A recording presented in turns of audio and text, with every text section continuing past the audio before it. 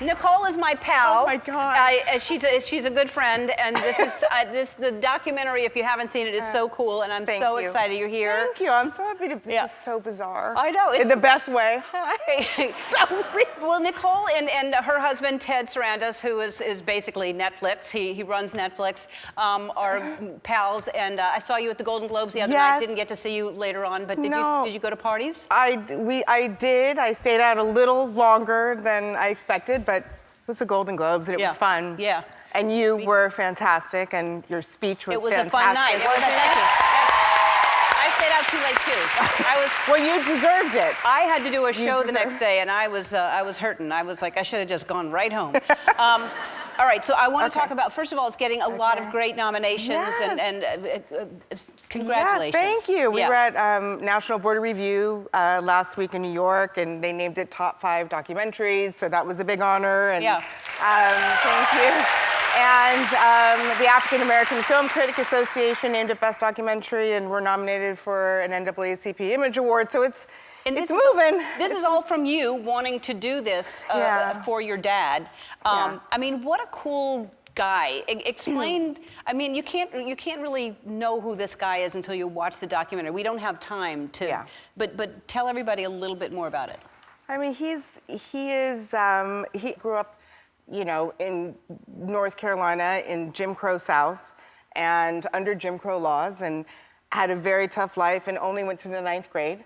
But thank God he had mentors along the way, and he, you know, worked at a nightclub, met a manager who had the musicians, and he took a liking to my father. And my dad, I think, decided, I'm gonna use the blessings that were given to me, and I need to pass these on and open doors for people that otherwise wouldn't have any opportunities. It's almost like he got the golden ticket, and he realized, I have to do something because, you know, African Americans at this time, we don't have any rights. They didn't have civil rights, they didn't have right to vote, but he was still moving forward. He made it his mission to like move people forward, and I wanted to make a movie that celebrated the American dream, that celebrated Americans working together, and everybody working together, all races, genders, everybody just working together. How did he feel about it?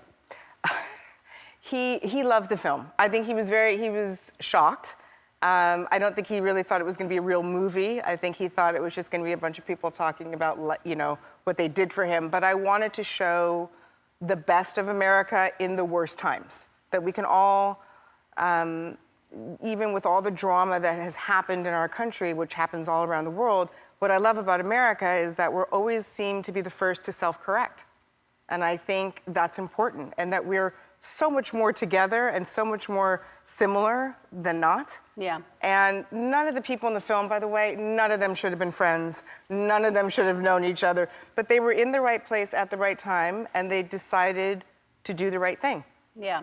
And it kind of worked out. And he's going to be 89 next month, and you know, so, in great shape.